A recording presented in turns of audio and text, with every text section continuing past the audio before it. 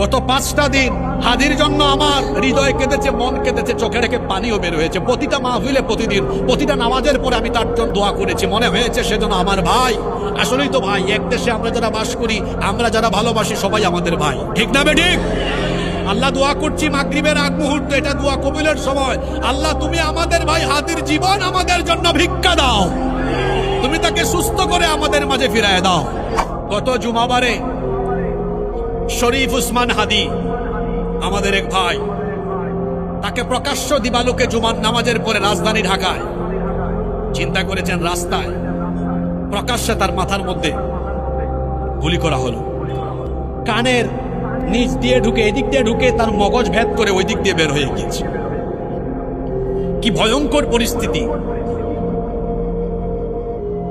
যাদের নামে অভিযোগ এসেছে এরা লুটপাট এবং অন্যান্য আকাম কুকামে সম্পৃক্ত থেকে জেলের ভিতরেই ছিল। 1 মাস যেতে না যেতে তারা জামিন নিয়ে বের হয়েছে। এই হলো আপনাদের দেশের আইন। চোর চামার খুনিরা জেলে ঢুকলে কেমনে কেমনে জানি লবিং কইরা বের হয়ে যায়। যদি সেখানে মানুষের আইনের পরিবর্তে আল্লাহর আইন থাকতো, তাহলে চোর চামার খুনিরা কোনোদিন জেল থেকে এত সহজে বের হতে পারতো না।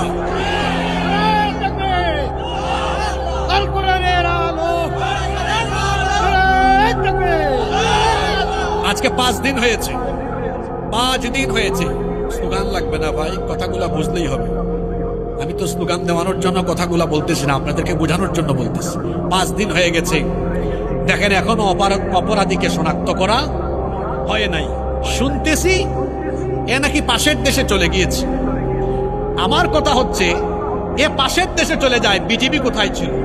আমার অথর্ব অযোগ্য অপদার্থ স্বরাষ্ট্র উপদেষ্টা বলেছে তাকে ধরাই দিতে পারলে 50 লক্ষ টাকা পুরস্কার দেওয়া হবে। তো আমরা জনগণ যদি অপরাধী ধরে দেই, তাহলে আইন শৃঙ্খলা বাহিনীর কামটা কি? এই দেশের DGFI, NSI, DB, CID, police, RAB, সীমান্তের পাহারাদার বিজিবি, এদের কাজটা তাহলে কি? অপরাধী প্রকাশ্যে খুন করে কিভাবে চলে গেল? এই জন্য এই বাহিনীগুলো, এনএসআই, ডিবি, গোয়েন্দা সংস্থা, ডিজিএফআই, সিআইডি, পুলিশ, র্যাব, বিজিবির প্রধানদেরকে ডেকে এনে অবশ্যই তাদেরকে জিজ্ঞাসাবাদ করা দরকার। এটা কেমনে চলে যায়? আর পাশের দেশ, আমি এই ভারতের দাদা বাবুদের ব্যাপারে বলি, তোমরা পুরো মজা নিতেছ।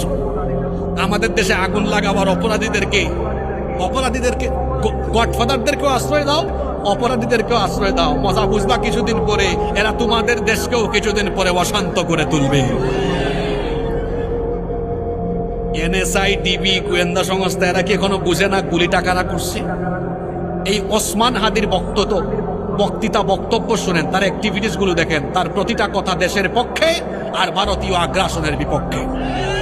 তাকে যারা গুলি করেছে তারা আর কেউ নয়, তারা ভারতীয় এজেন্ট এবং ভারতের 5টা গুলাম, ভারতীয় তাবেদার, ভারতীয় আগ্রাসন আধিপত্যবাদ যারা এদেশে প্রতিষ্ঠা করতে চায়, এদের সম্মিলিত পরিকল্পনার অংশ ছিল এইটা। আর ওরা গুলি করে মনে করতেছে সব ঠান্ডা করে দিবে। ব্যাককলের দল, গুলি, বুলেট, এগুলোর ভয় কারে দেখাও?